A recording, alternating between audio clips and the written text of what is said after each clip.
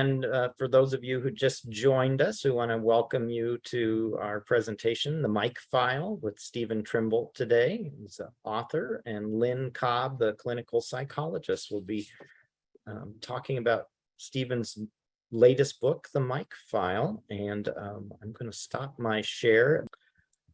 So I'd like to introduce our guests today. First, Stephen Trimble, who's a writer and editor and photographer. He has published 25 award-winning books during 45 years of paying attention to the landscapes and peoples of the Desert West. He's received the Sierra Club's Ansel Adams Award for Photography and Conservation and a Doctor of Humane Letters from his alma mater at Colorado College. In 2019, he was honored as one of Utah's 15 most influential artists. Trimble also earned an MS in Ecology and Evolutionary Biology at the University of Arizona. Hey, we like that. And he speaks and writes as a conservation advocate and has taught writing at the University of Utah. And he makes his home at Salt Lake City in the Red Rock country of Torrey, Utah. And he's with us today from Salt Lake. And we also want to welcome Lynn Cobb, a retired clinical psychologist who'll be joining the discussion today. And I'm going to let the two of you take it away, but thank you both so much for bringing this presentation to our group. Thank you. Yeah, thank you. Thank you, Scott. Thank you so much. So let me thank Scott. Thanks to Osher. Thanks to Allison for keeping track of things online as well. And I want to thank Leslie Browning, who published this little book. It is a little book, The Mike File, and she took a chance on what is an unusual book. Leslie is the publisher of Homebound Publications in Connecticut and has a series called the Little Bound Books Essay Series. And this is a book in that series. So I was delighted to partner with her on the book as well. And thanks to Lynn Cobb for joining me. I've discovered that it works really well to partner with a clinical psychologist or a child psychologist or a psychiatrist when I talk about my brother's story. It gives context to what happened to Mike back so many years ago. And when I gave a reading down in southern Utah, first in Springdale near Zion, and then in St. George, I had several friends tell me, Lynn would be the perfect partner for you down here. And so we've done this a couple of times before. And it works. And every time we do it, I learn things from Lynn's comments. Quite fun. Yeah. So the way it'll work, I'll do a reading and tell you about the book and read some excerpts from the book and periodically stop to talk a little bit with Lynn. And then after maybe 45 minutes or so, we'll go to a Q&A with all of you. So what is this little book? What is this story? Well, I had a brother when I was a little kid. I had a brother, my big brother, Mike, who was 8 years older than me.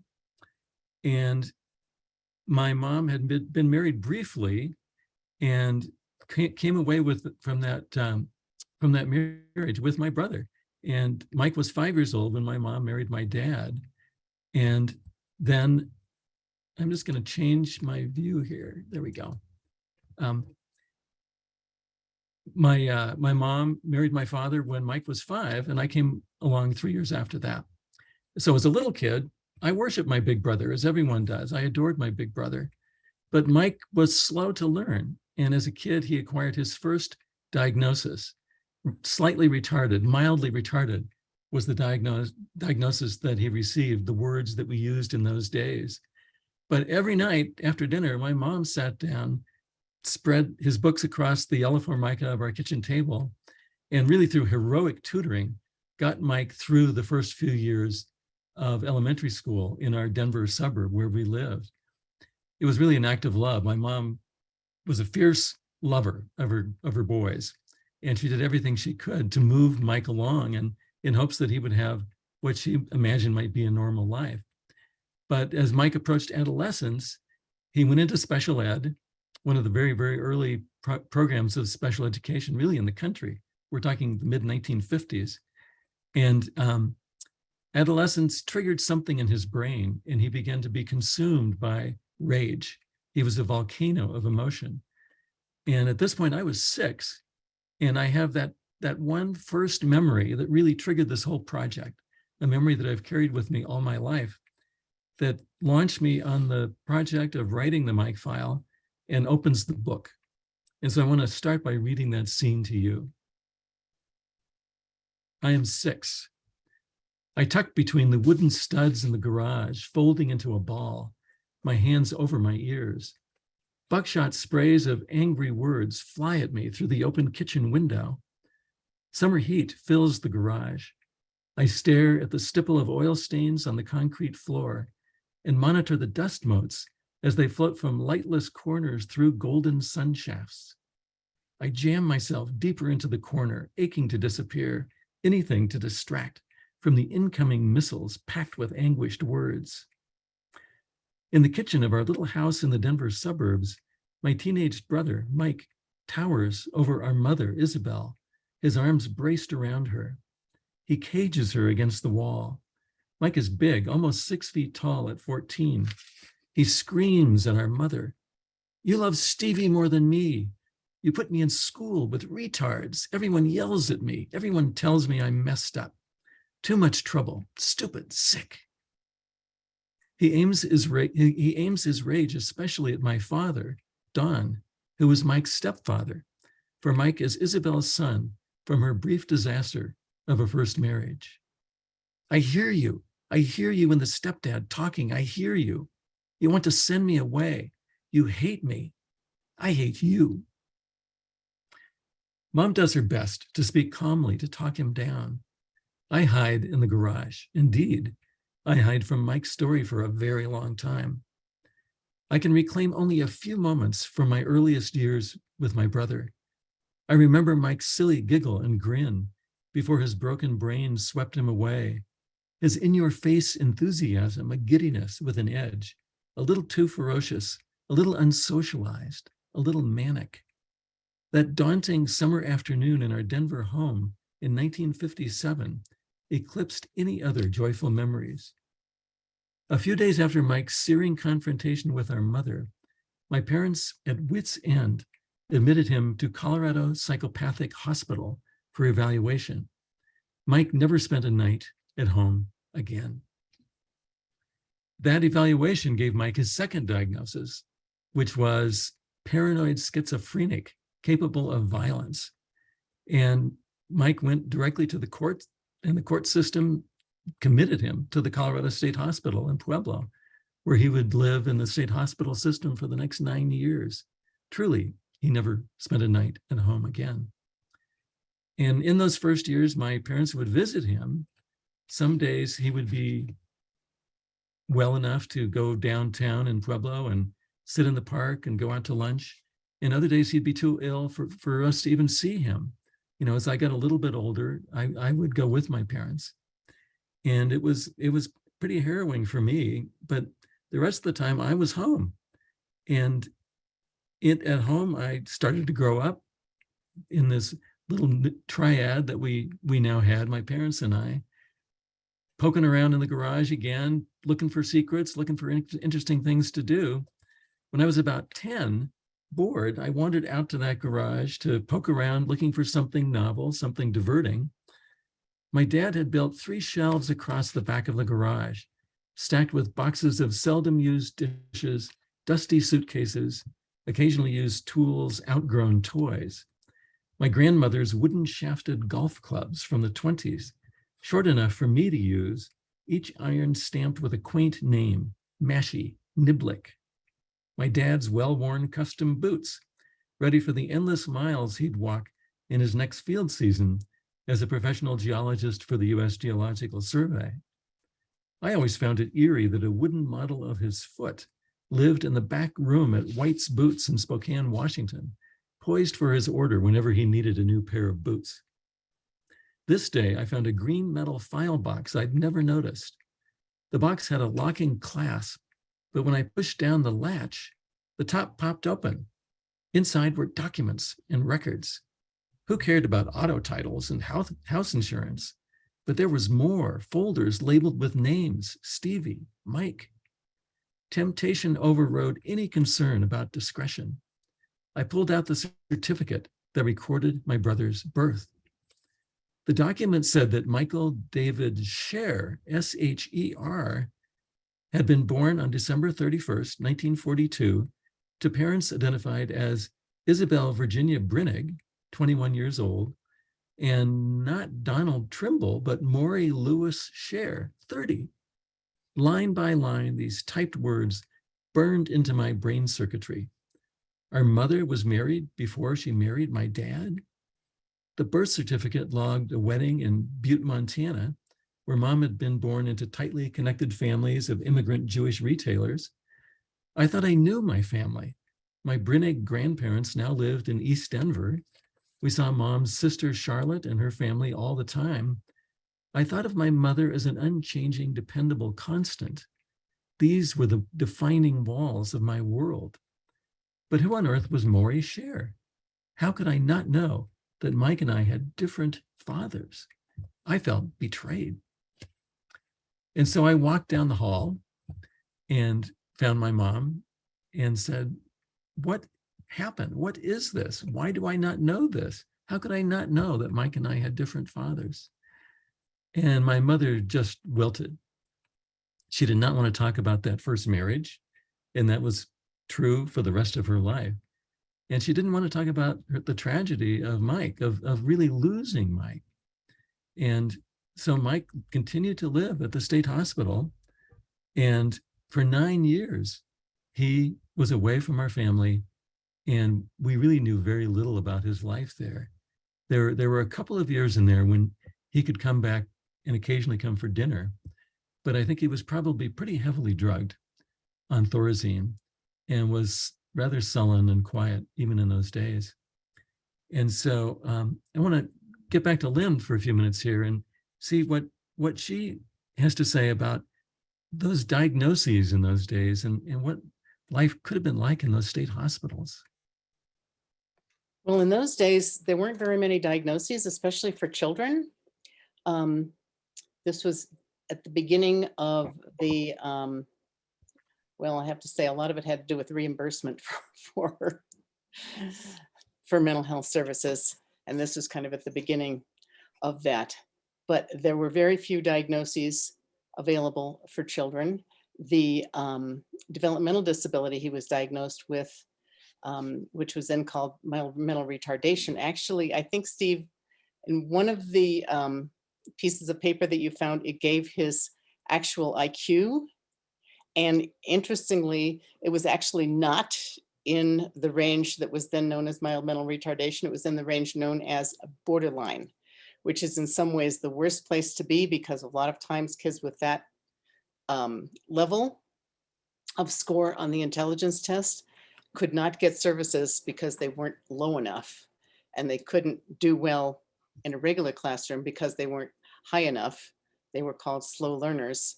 And lots, to this day, lots and lots of children with scores in that range are in institutions, and mostly correctional institutions, because they are still kids that fall through the cracks. And Mike is a classic case, I think, of falling through the cracks. Who knows about the diagnosis of psychosis? It sounds like he was certainly showing some really severe symptoms. And it's really hard to second guess old diagnoses like that. They were never very reliable in terms of if you gave 2 or 3 or 4 mental health professionals a description of the same case, only half of them would come up with the same diagnosis. Only half of the time would they come up with the same diagnosis. That, interestingly enough, even though we now have hundreds and hundreds of diagnoses available, it's still true that they're not very reliable and not very valid. And it's still a huge point of contention in this field. So not a very unusual situation in some ways, but it's just tragic. I was able to get a few fragmentary medical records for Mike, and they really just were a list of his diagnoses. Right. And in those days, it was all these different gradations of schizophrenia. Right. And right. when I began working on the book, I tried to parse those. I tried to figure out what they meant. And as I did so, I realized that the DSM, the Diagnostic Manual for Psychiatry, has gradually got just done away with them all. Yes. And yes. lumped everything into Although now it's this thick, It's like 2 or 3 inches thick, the new one, and it's come under a lot of criticism because, for one thing, it seems to pathologize, consider things that are mental illnesses that a lot of us would consider just normal reactions to stressors. So And- it's kind of a morass. And the whole everyone, diagnostic thing. I've talked to a lot of psychologists and caregivers for folks who are struggling with mental illness. And almost everyone thinks Mike had the wrong diagnosis, given what they've learned about him. In the 50s, half of diagnoses used schizophrenia as the descriptor. Right. And the average hospitalization in those days was 13 years. Yes. And there's Yes. actually one specialist in schizophrenia I just encountered online the other day who's predicting that we're going to do away entirely with the diagnosis of schizophrenia within the next 10 years. That it's just not Wow. that valuable. I had not heard that hypothesis. That's really interesting.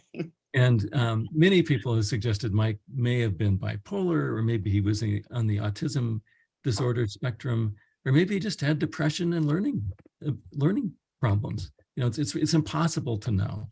Right. And certainly in his special education class, he was probably certainly one of the higher functioning children in his special education class in middle school or junior high, whatever it was called in those days. And that would have been brought home to him very strongly, the contrast between him and the kids in the mainstream classroom, and then between him and the other kids in his special ed classroom. Yeah, I think that's right.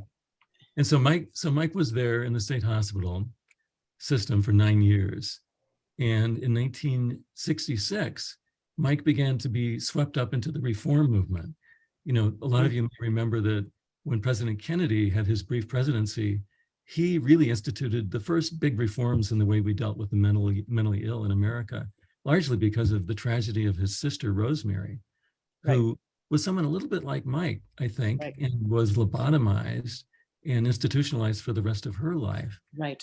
And so the President Kennedy, pushed through a reform bill just before he was assassinated with the idea that we would have community mental health treatment for people, get them out of those state hospitals. When Mike was in the state hospital in Colorado, there were 6,000 patients there, and they were there for years. And when Mike first went there, when he was 14, he would have been on a ward with men who were there for years and years, struggling with all kinds of different mental illnesses, everyone together. And you're sure they did not have adolescent wards in the hospital? They had children's wards, but no adolescent wards. So a 14, 15-year-old would have been in with the adults. That's what I was told by the folks who worked there. And so Mike was mainstreamed back to Denver, and he didn't end up on the streets as so many people did in subsequent years. But the population at the state hospital went from 6,000 to 500. There are only 500 people there now, mostly people who have been found incapable of going to the prison. They're deemed, insane. So they're basically murderers and rapists behind razor wire. And it's really a huge problem that there's such a lack of beds for people that need treatment for much less drastic mental health issues. So Mike comes back to Denver, and he moves into a halfway house and then begins to spend time in state-funded boarding houses. And my parents and I are thrilled. We think Mike can return to our family. And we just didn't get it. We did not understand. We kind of imagined that Mike, who is now in his 20s, I'm in high school, will come back and take his seat at the table. And I call that chapter in the book Chaos for Dinner, because when Mike came out to our suburban home, he would start okay. He would start calmly. He would start as if he wanted to be there. And I think he did. But it was so upsetting to him. He had so much bitterness and resentment and anger toward having been banished from the family all those years that he would usually storm out before dinner. And finally, he did storm out on a Thanksgiving, and he didn't come back. And not long after that, he wrote my mom a series of letters in which he said that his counselors had told him it was really too upsetting to be with us, and they were advising him to cut off contact. And he was following their advice. He wrote a series of letters to my mom. We were actually away in Idaho for my dad's field season. As a geologist, he would take us wherever he was mapping in the West, and we'd rent a house for the summer. And so my mom is living away from her friends and family, away from her support system. And she's getting this series of letters from Mike, which she saved. And I don't know how she read them the first time. I can't imagine how she managed to save them. But I want to read you the first of those letters. It's dated Thursday, June 1st, 1967. To Mom. Listen, I love you and all that, but still you should have realized what you did wrong to yourself and me. You made some of the worst mistakes that any mother should ever make. You took everything out of my life. Why don't you admit to yourself what you did wrong? Because you didn't get anything out of your life when you were a child. You wanted to take and mess your own son's life up entirely. Well, I'll tell you did a darn good job of it. I didn't want to ever hear from you or the stepdad. You better leave me alone entirely from now on out. I mean business. You think I am a fool. I'm a lot smarter than you put me on to be. You people are sick, selfish, and very unfair. I will send you people something for remembrance. I'd been better off in an orphanage after I was born because you sure didn't deserve me one bit. So leave me alone forever. I'm just sorry you deprived me of everything, because if I had good frame peace of mind, I'd probably be in business for myself. Today you ruined me, but have a good summer anyway.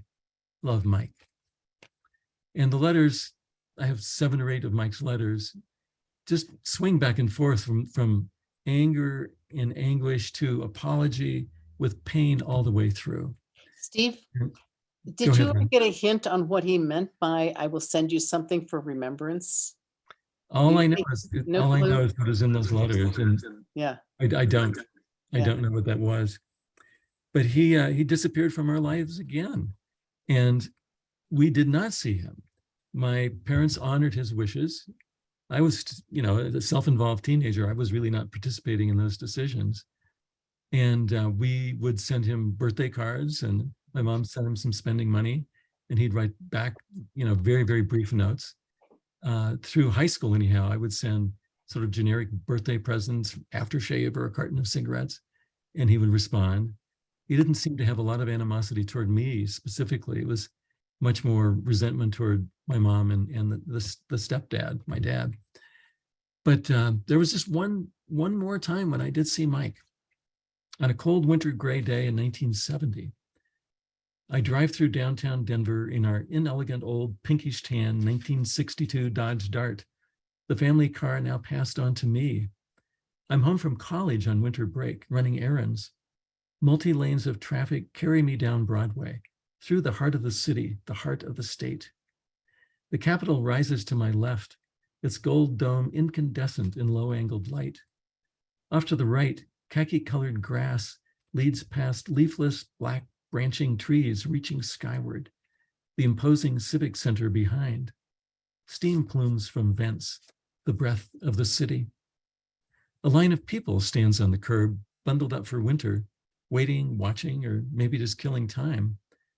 And there's Mike at the front of a cluster of folks at a bus stop. He wears that same scowl of unhappiness I remember. He's a slouching column of dark tallness, a cigarette dangling from his fingers. I slow down, I grip the wheel, hesitant, agitated, but can't quite get myself over to the curb. I want to stop. I'm scared to stop. My AM radio blasts the Beatles, the long and winding road that leads me to your door, and Let It Be. Conflicting advice, no help there. I'm riveted to Mike as I roll by. He doesn't make eye contact. Even if he saw me, he might not recognize me. Mike wanted nothing to do with us, right? What in the world would I say? I don't pull over, roll down the window, call to him. Before I know it, I'm past, still clutching the wheel. I do not drive around the block to give myself a second chance to push through my uncertainty, stop, park, hop out of the car, and catch Mike before he moves on, boards his bus, disappears. I let the current of traffic carry me downstream, south along Broadway, away from my brother. My recollection of this encounter moves like a scene from a movie, a YouTube video clip. It's one of those permanent memories generated when you lock onto a scene, staring so hard at someone or something that there's a taut line carrying the image right into your brain, where it remains forever vivid. After so many years of Mike existing as an abstract fact in the nether reaches of reality without detail or motion, this chance sighting of my brother takes on the full resonance of regret. I remember the moment with utter clarity because I'm so mortified by my failure to call out to him. I simply don't have the confidence, the empathy, the kindness, the agency to stop.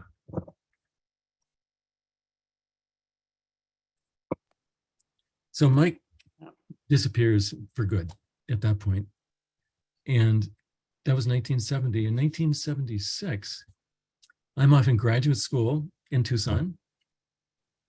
And I get a call from my parents, and they begin to tell me a story. And the story begins with my cousin, who lived in Denver, just a couple years older than me, who taught in the Denver public schools, the Jefferson County public schools, actually, was coming for dinner one night in December of 1976.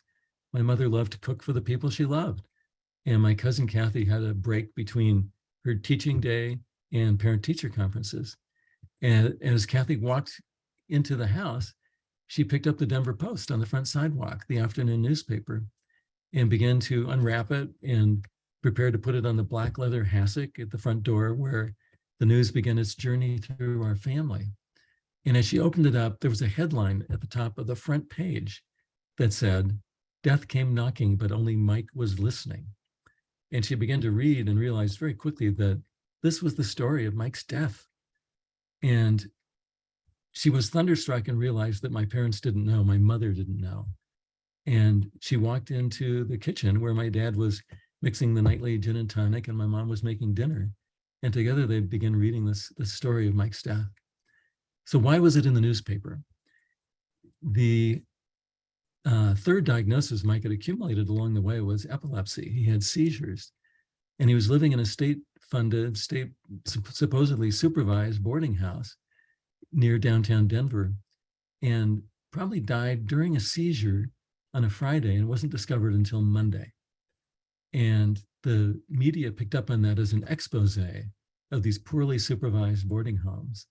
And so Mike's story showed up in the Denver Post. There were cameras going into his room broadcasting, and you can imagine the devastation that my mother felt. And I want to give Lynn another time to chime in here before I kind of finish that story. You know, this is the moment of mainstreaming everybody. At least nowadays, they would notify the next of kin, I believe, before they gave it to the newspapers, but I'm not positive. I hope your parents were listed as the next of kin somewhere. But what I keep thinking about as I listen to you is the adjustment that he must have faced coming out of this institution after 9 years of completely regimented care.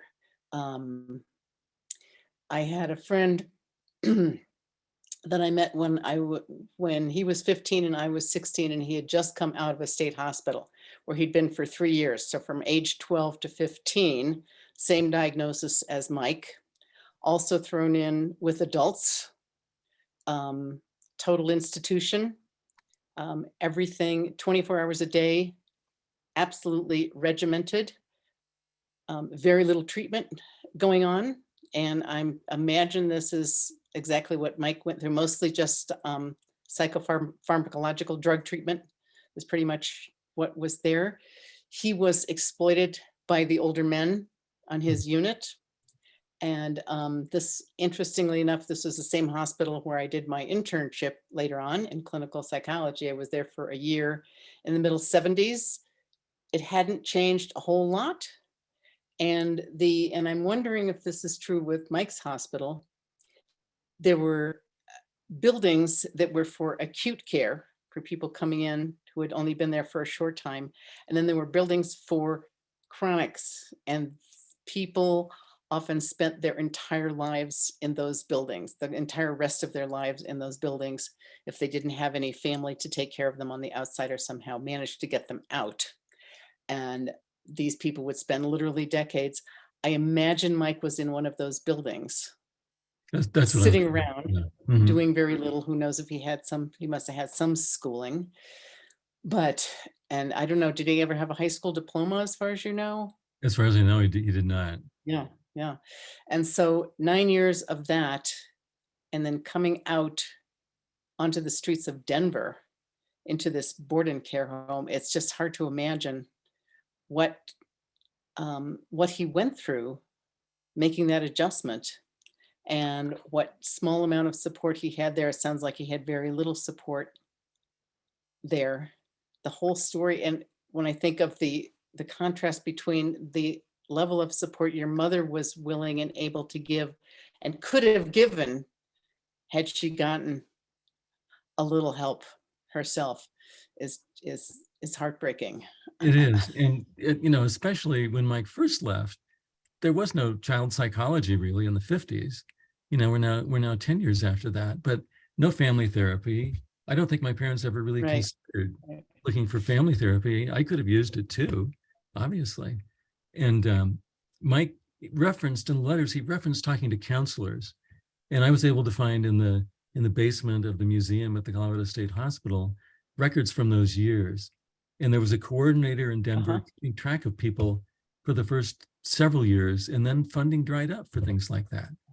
And I was not able to find any records from the Denver General Hospital about any treatment Mike might have received after that. He was officially released from any custody, any supervision by the state hospital just a year after he came back from Denver. But he continued to live in these boarding care homes. These newspaper articles gave me a little window into what Mike's life was like in the boarding care home. He was described as a worrier by the guy who ran that place. It was kind of, the guy who ran the place was defending himself and protecting himself from these accusations. But he talked a little bit about Mike, and the reporter who wrote all these stories about Mike's death and the tiny bit of reform that followed got really intrigued with the way Denver was dealing with these thousands of people coming out of the hospital, and wrote a series of pieces that he called his Lost Souls series. His name was Pat McGuire. And so I contacted Pat McGuire when I was working on the book. He had moved on from Denver to Baltimore. And when I first contacted him when I was working on the text, he didn't have a lot to say. But when I finished the book and published it, I sent him a copy. And he sent me just an amazing letter. And I want to read to you a section of that. He said some very nice things about the book. And then he told this story.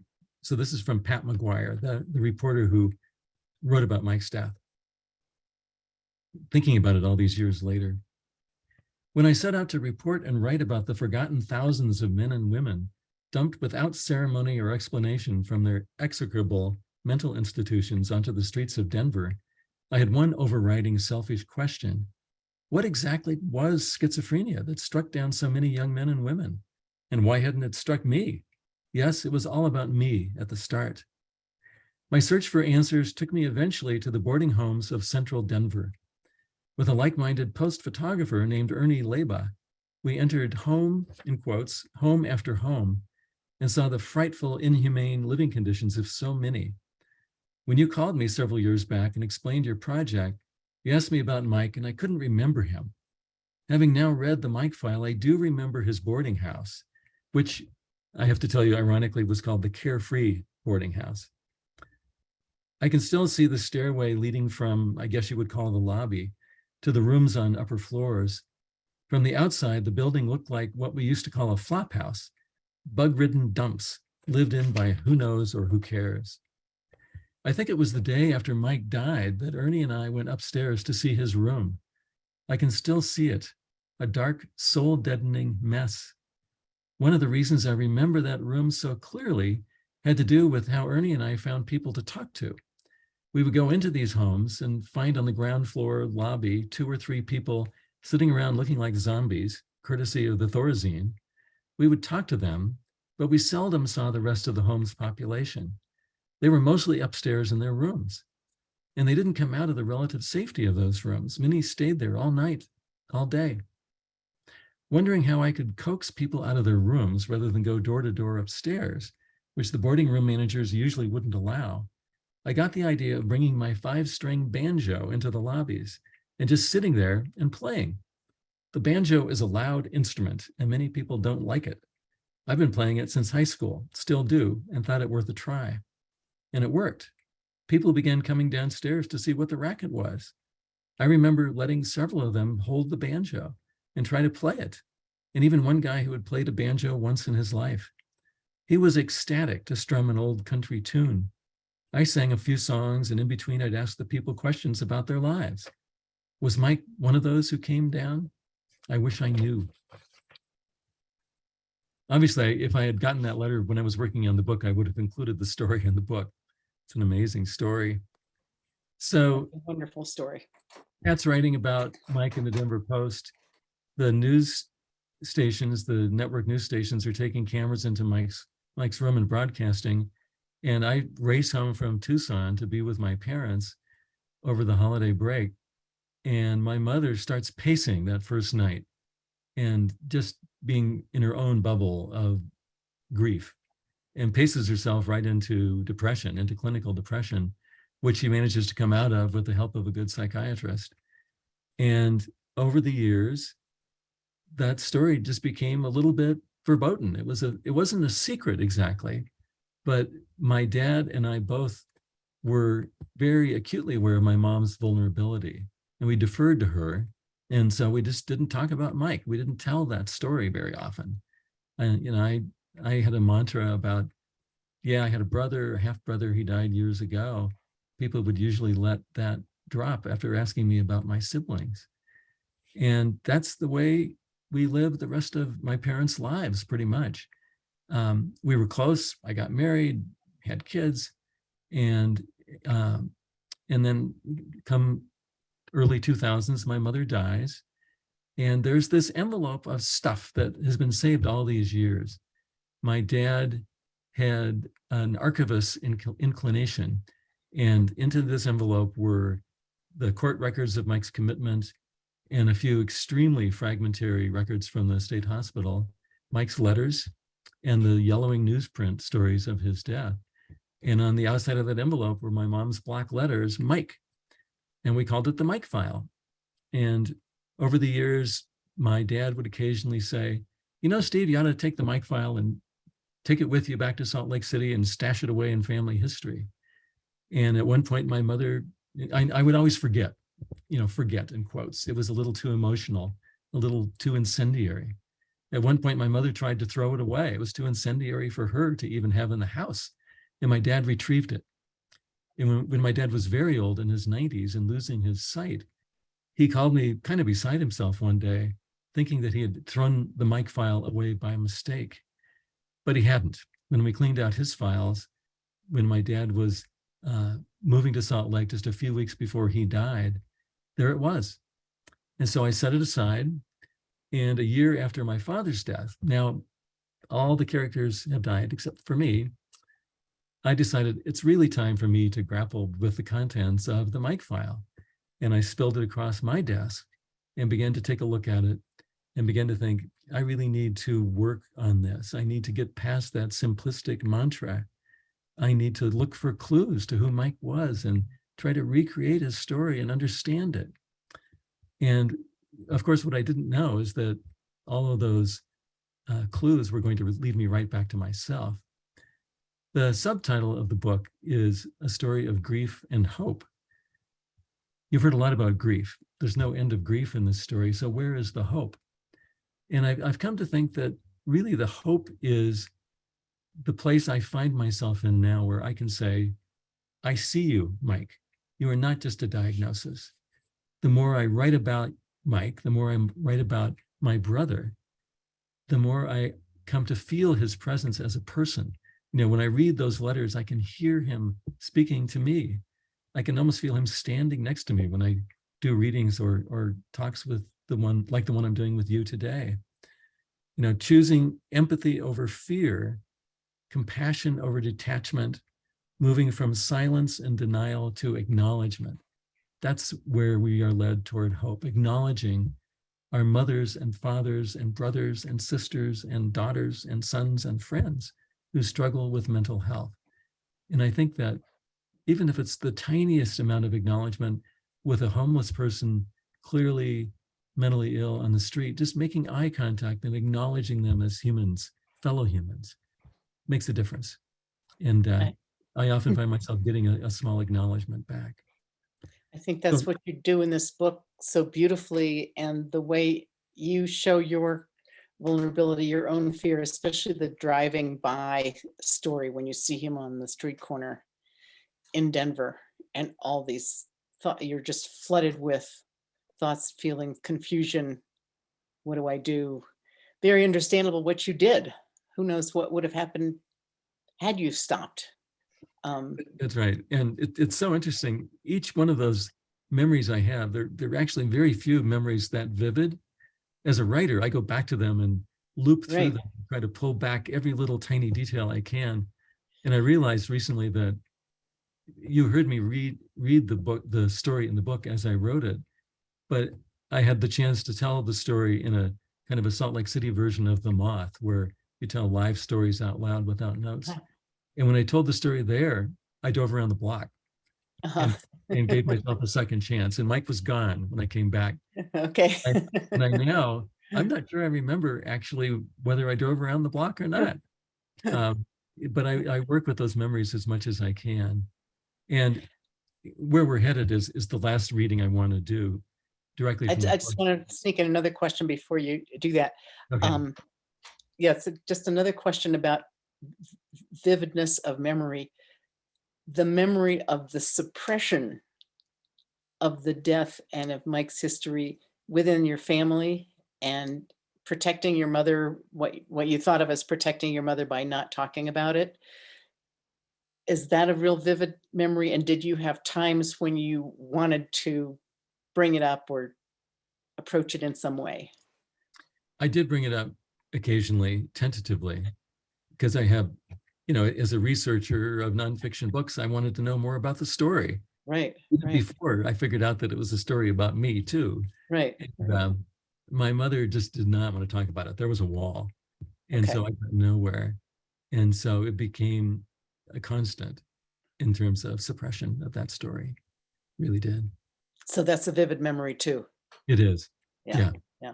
And, my parents, I think, were trying to protect me as a little kid Right. by not Right. having Mike's story dominate. And I think that was a loss for all of us. I would have, again, if we had been all talking to a family therapist, there would have been much more openness about all of this. Mhm, And, mhm. I think there might have been a chance for us to figure out a way to have a relationship with Mike when he came back from the hospital.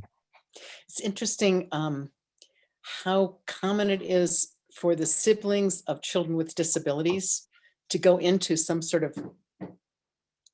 of human services profession, when there is that openness in the family and that encouragement of empathy towards the child with a disability, and the inclusion of the other children in the care of the person, and the appreciation of the strengths that the person with a disability has. Those people tend to go into professions that demand empathy and caring. It's really interesting. I do have to admit that my bachelor's degree is in psychology. See, there you go.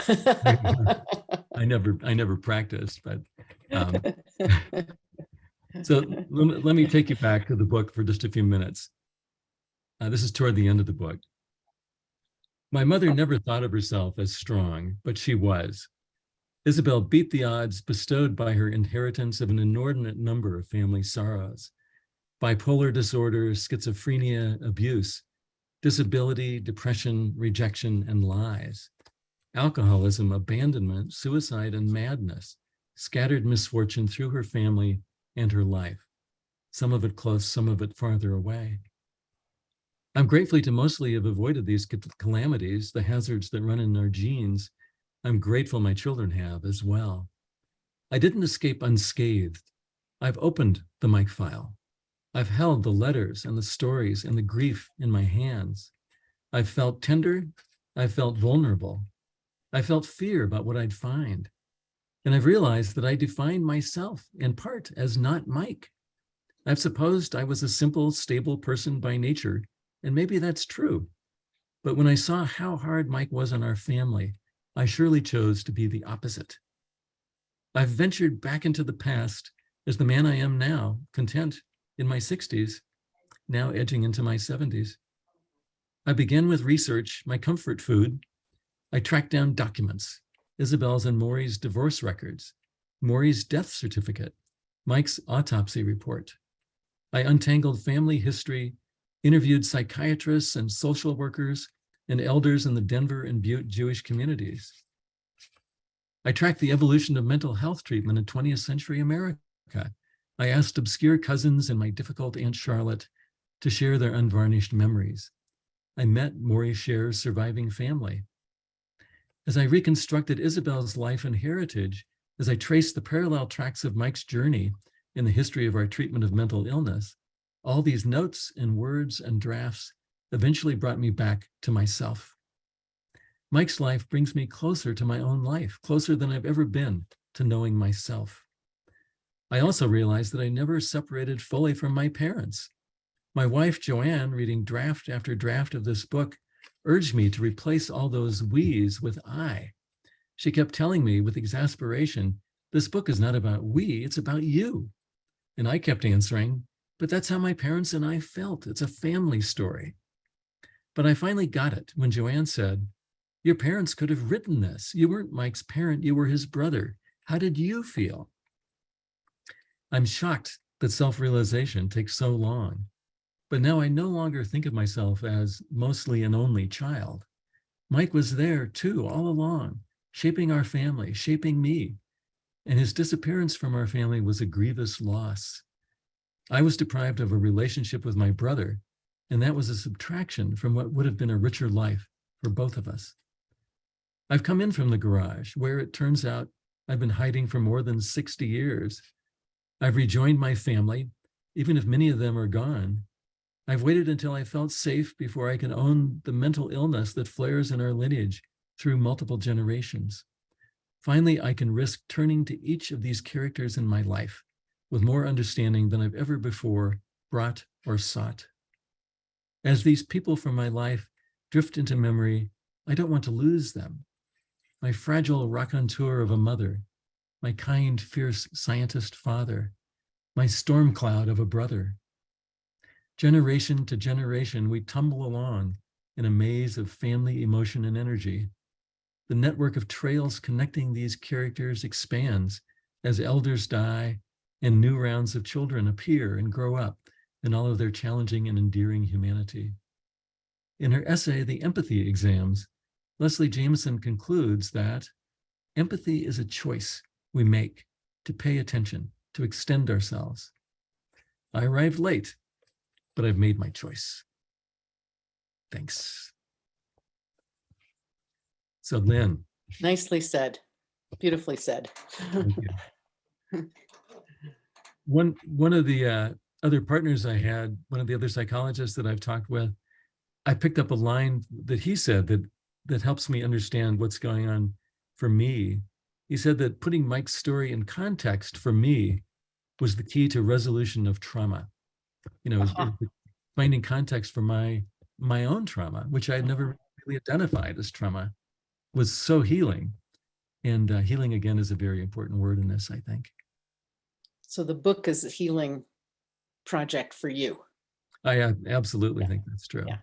Yeah. Without necessarily knowing that's where I was headed when I started. Right. But it so makes sense. Yeah. Makes sense. And well, Scott and Allison had found some questions for us. Yes, we've got some questions again. If anybody has anything they'd like to ask, please put it in the chat and we'll bring on your audio so you can ask the question directly. But thank you both for your presentation today.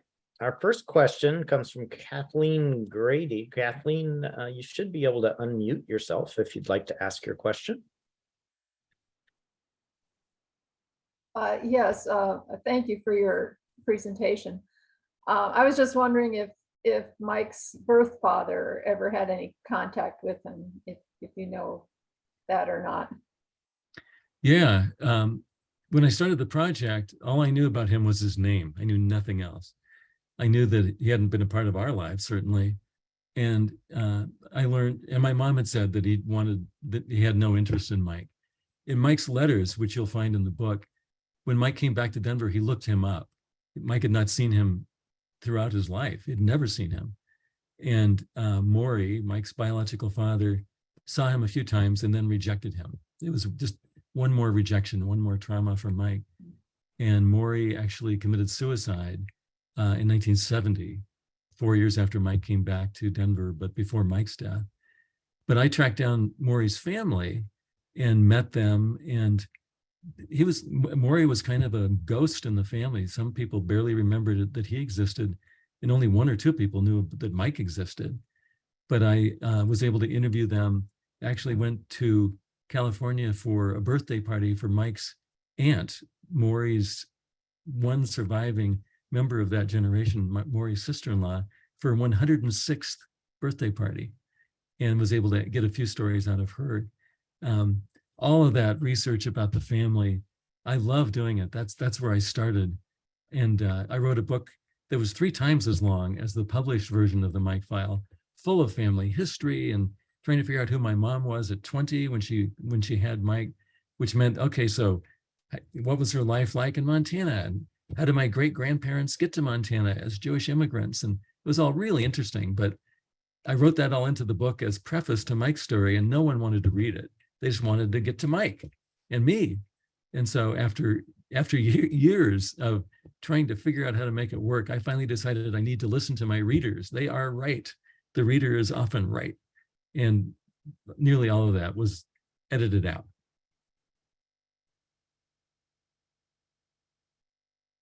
All right, our next question is from Sherry Medwin. Sherry, you should be able to unmute yourself and ask us. Yeah, There you hi. go. Hi, thank you so much for this great presentation. I loved your excellent book, which I read in one sitting. It's a very compelling story. And I'm wondering how, if at all, your conception of your mother changed once you discovered the Mike file. I mean, after all, you were innocent. You were the younger brother. You didn't have any agency, any decision making. Did it change your opinion of your mother when you read Mike's letters to her? That's a really good question. And I guess maybe I'm still grappling with that a bit. You know, I have to keep remembering how old I was at various points in the story. You know, Mike left when I was 6, and I found my way to that document in the garage where I learned that we had different fathers when I was maybe 10. And Mike came back to Denver and cut off contact with us when I was 16. So I was pretty young through all of that. And then when the story really kind of got more complicated and picked up from the time Mike came back to Denver, cut off contact, and then a few years after that died, you know, I was in that time of my life when I was self-involved as a teenager and in my 20s. And so I just, for all those years, I really took my parents as givens, as constants, and didn't spend a lot of time analyzing them. I realized my mom had a lot of grief to deal with after Mike's death. And the psychiatrist that she chose actually became a family friend. And I interviewed him for this book. My mother had a habit of making friends with all of her doctors and hairdressers and anyone that she happened to stand in line with at the grocery store. You know, I called her a raconteur in that section I read, and she was a very outgoing and warm person. And she loved interacting with people, but she needed it. She had a certain vulnerability and insecurity as well. And so there was a time in my 30s where I pushed my dad a little bit to not be quite so deferential to her, because I thought that it was a disservice both to him and to me. And he cut me off with great anger and basically said, this is what I need to do for her well-being, for her mental health. She needs me to be in the background. And it wasn't until my mom died, when my dad lived for another 9 years, that he sort of came out fully blown, and my wife finally got to know him for the first time. And so my relationship with my mom was always, it went from being just a bunch of standard assumptions about, she's my mom, she loves me, I love her, I'm not thinking about any of this stuff, to being a little bit angry at how deferential we were being to her fragility, to accepting it. And I think that the one thing I really understand now is that it would have been so much better, as Lynn and I were talking about, to have been open about all this all the way along. But, you know, it just wasn't something that people did back in those days. So hindsight is great, but it doesn't really tell you what could have been done at any given moment along the way. That's an interesting, different view of your mother than I've heard before, Steve, especially the part about her being such a powerful character, you know, because in the book, her victimhood is what really comes across as sort of the major thing. But here she is as sort of a powerful and somewhat controlling person who really ran the show in a lot of ways. That's really, really interesting. But boy, did she have a lot to deal with. A complicated person. Indeed. Your family, yeah. My parents, when my parents got married in the 40s, 1948, my dad's father, who loved gadgets, bought 2 Webster wire recorders, which were the predecessor of tape recorders. He actually recorded on a wire. And we would record what happened during the week and mail that wire recording back and forth to my grandparents in Washington State. And my dad saved a few excerpts from those wire recordings.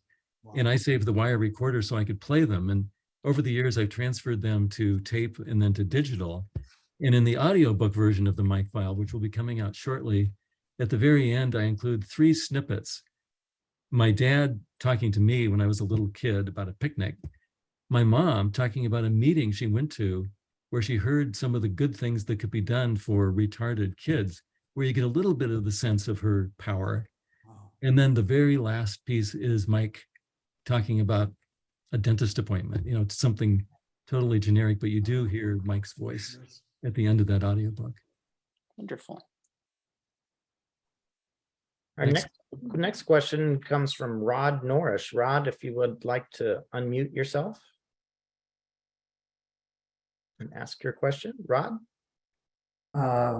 Yes, it would be interested in hearing from you about Mike's situation in those times after the state hospitals were emptied out and only the really severely mentally ill and dangerous folks were living there. We found that a lot of people with mental illness end up in prison as the alternative to a state hospital. And what you believe could have been the circumstances that would have put your brother in prison. Really good question. And actually, all that research I did, I never contacted the Denver Police Department to see if Mike did have a police record, which is something I'm going to do and see if there are any records. I would suspect those records, if they were ever there, probably still exist. I think Mike didn't have ongoing schizophrenia from everything that I have learned about him and everything psychologists and psychiatrists have told me. I think that he was not inherently a violent person. He was angry toward our family.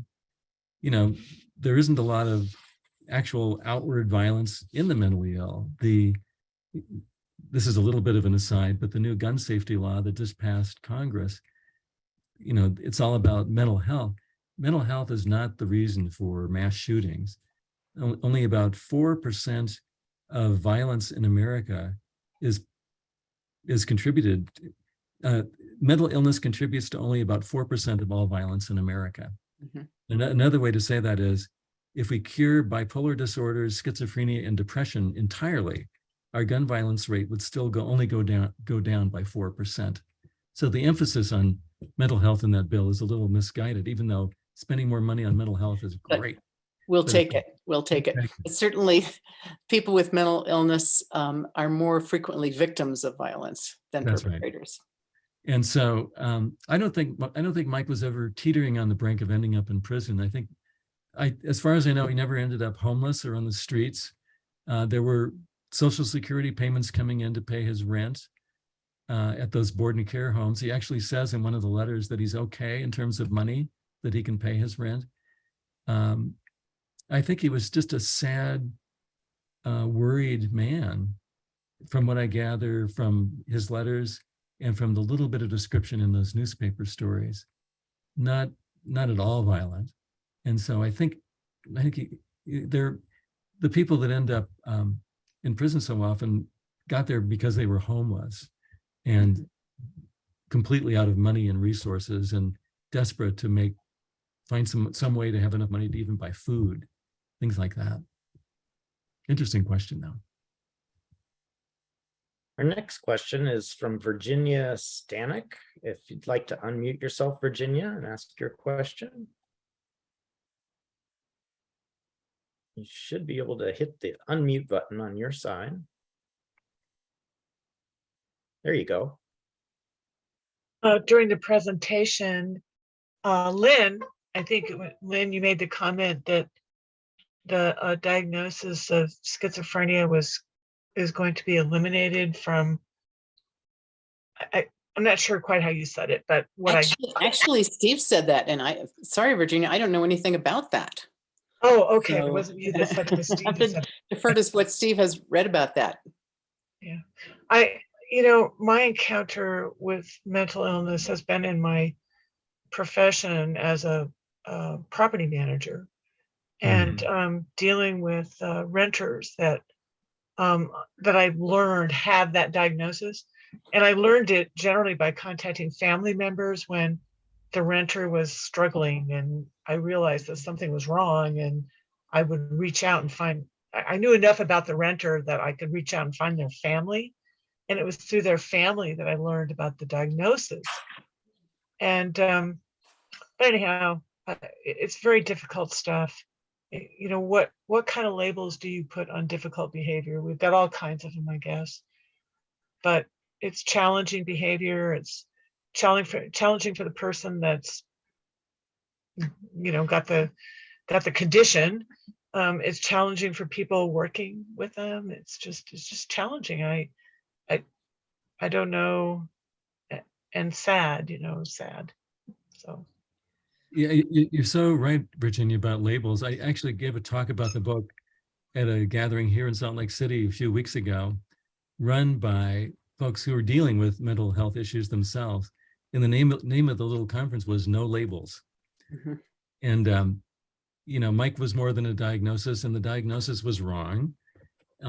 Whatever that diagnosis was did not define him. And that's still true for, literally millions of people. This is not an unusual problem. And being a property manager, I'm sure you've run into those times where you have someone who is steady and even much of the time, and then occasionally, if they're bipolar and they go off their meds or something, does something erratic that might attract the police.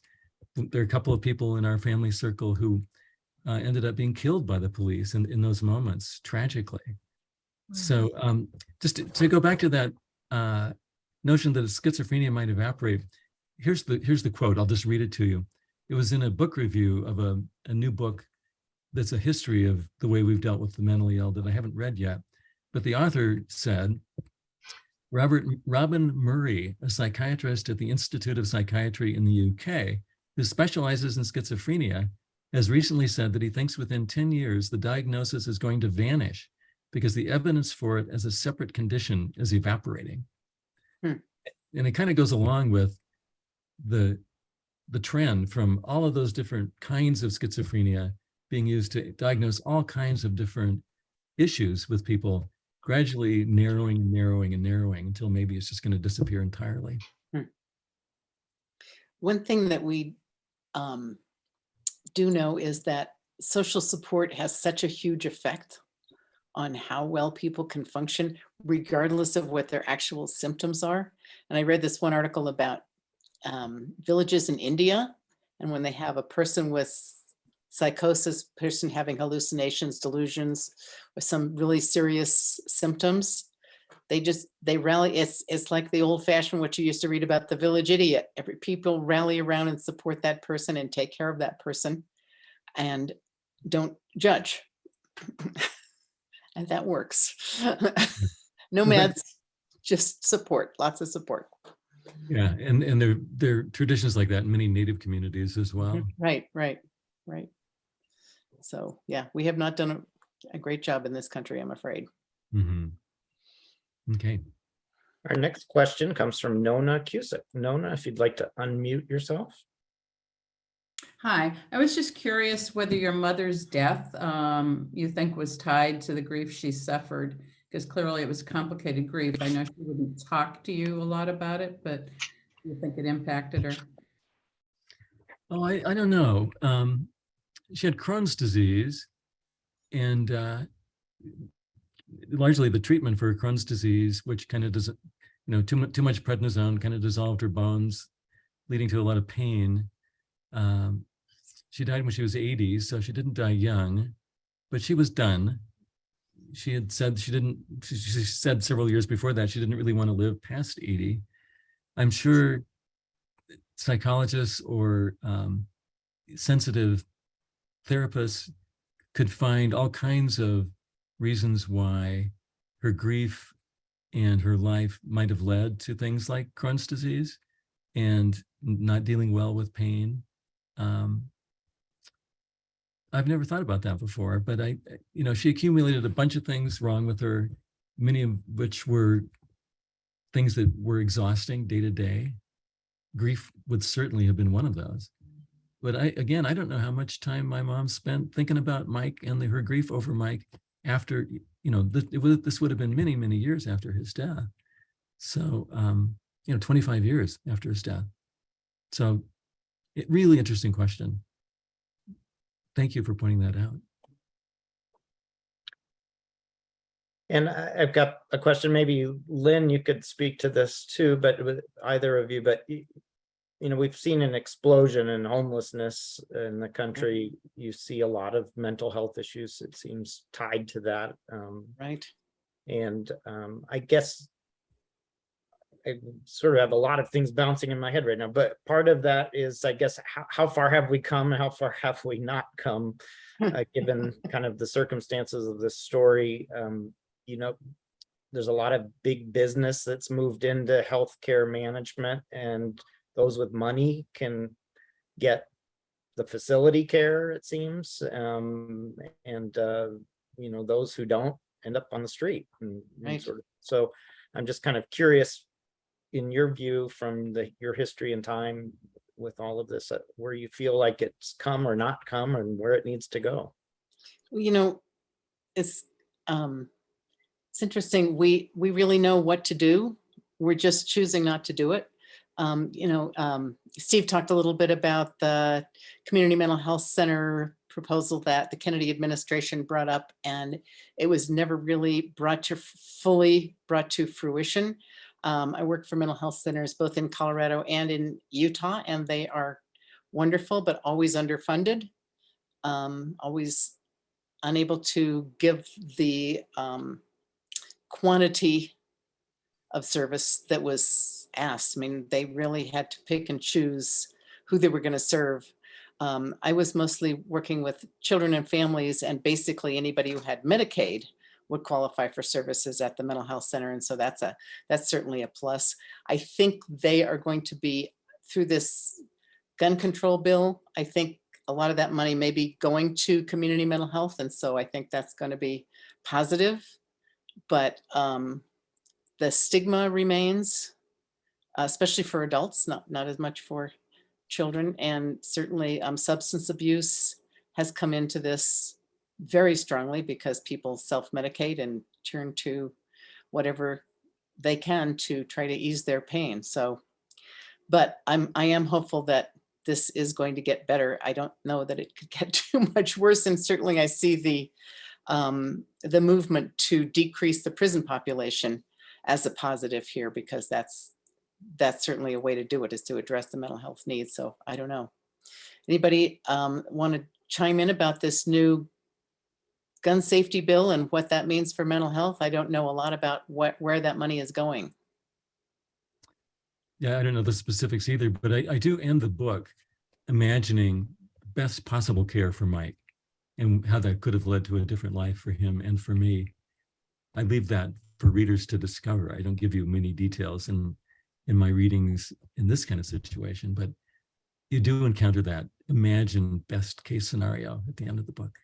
And what really struck me about reading that was it's not very expensive. Yeah. That kind of care that you're talking about is not very expensive. Mm-hmm. So we could do it.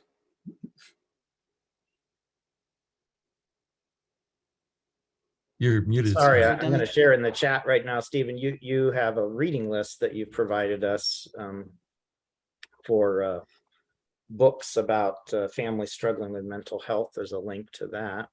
Mm-hmm. And we've covered a lot of mental health topics in our speaker series throughout the last couple of years here at Ollie, and just really what you've added to the discussion today. And I know that there's so many dynamics to all of this, and for Lynn, for you being there with us as well to add your professional side to this is very helpful. I know we have one more question out here of somebody that's interested in a little bit in your background, Stephen, and sort of your Nasa Dickey, if you'd like to unmute yourself and ask a question. Hi, Steve. Actually, I asked it early on in the chat and just wanted to thank you for sharing your life experience with your readers. It's pretty amazing. And I wondered about where did it begin, all of your love and ability with research? Thank you, Nisa. Nisa is an old friend of mine. My love for research clearly began with my father. I mentioned that he was a geologist. He loved learning, and I gave him books for his presence throughout his life. And as we would drive around the West, he would do a running commentary on the human history and the geography and the geology of all the stuff going past out the window. And I really picked up the idea from him that there is content in the world all around us, and it's really a good thing to understand that content, that it brings you understanding and joy. And then a liberal arts education really cemented that. I went to Colorado College, was lucky enough to have a scholarship to go to that wonderful liberal arts college. And that firmly made me into a generalist. My book projects have almost always been books about subjects I knew very little about. And the great pleasure of learning about that subject and kind of synthesizing it and turning it into a good story for readers has really been the core of my professional life.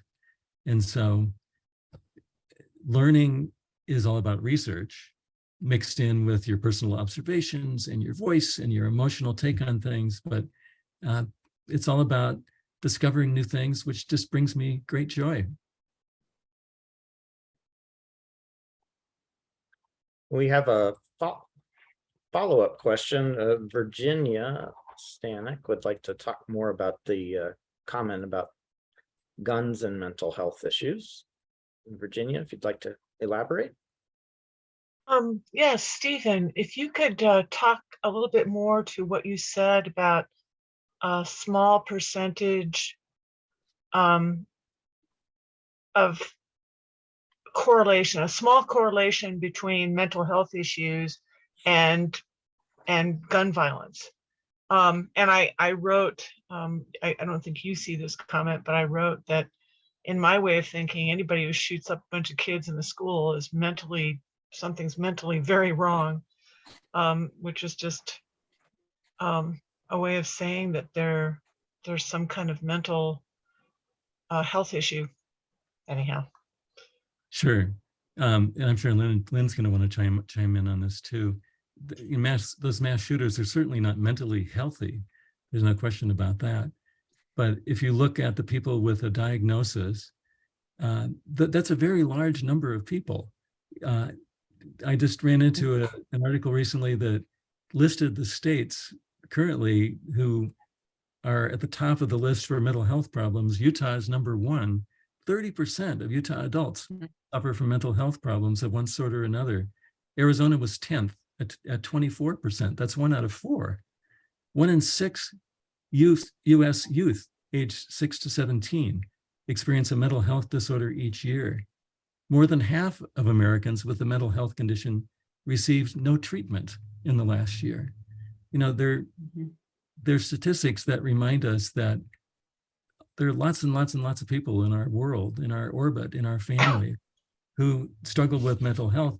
You know, maybe mild depression. It doesn't necessarily have to be a big, terribly terrifying diagnosis. More than half of gun deaths are suicide, and not directed outward, but directed inward. You know, controlling guns would save lives by saving those people who would not have access to those guns.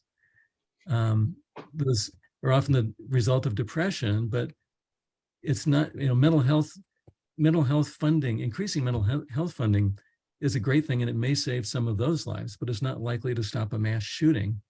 You know, I'm looking down because I'm looking at the notes that I took on some of these things that were recently. Doing great. Lynn? Yeah, you're absolutely right. And I mean, I certainly agree with Virginia. If people say you have to be crazy to do something like that, but not necessarily crazy in any sort of technical sense. So. Yeah, most people with mental health conditions will never become violent. Right. And if they do, it's most likely to be violent toward themselves. Right, right. And I really think that, I mean, Chris Murphy, the senator from Connecticut, who really led that negotiation on the gun safety bill, he was looking for anything that he could get everybody to agree to get something through. Right, and the right. emphasis on mental health was the way to do it. Right, exactly.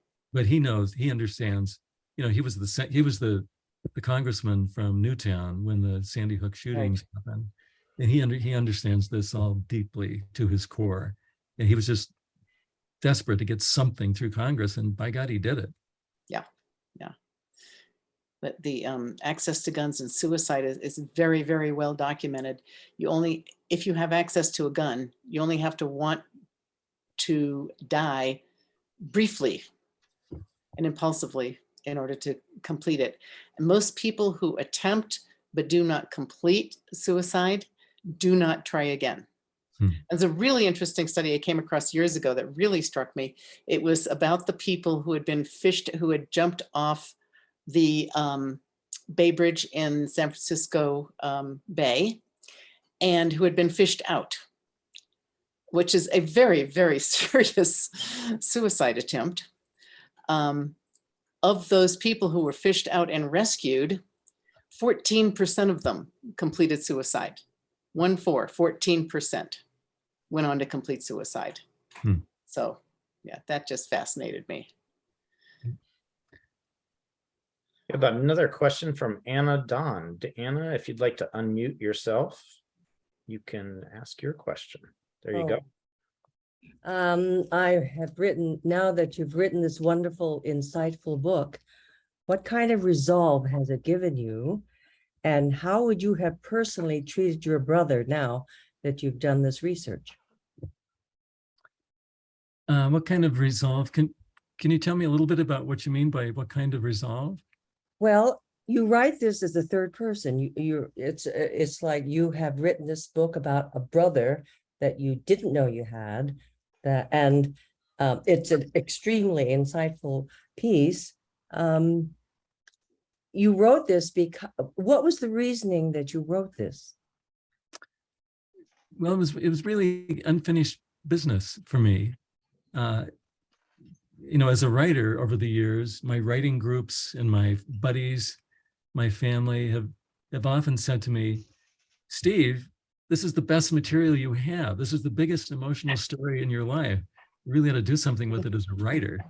And so I had that. I write almost exclusively nonfiction, so I wasn't likely to turn it into a novel, although perhaps that would have given me a way to be even more insightful. I don't know. And so it really was, my books come along in my life at times when I need them. I'll get an idea, and you know, when I had kids, for instance, I got really interested in how my kids were connecting with nature and how that plays out in our lives.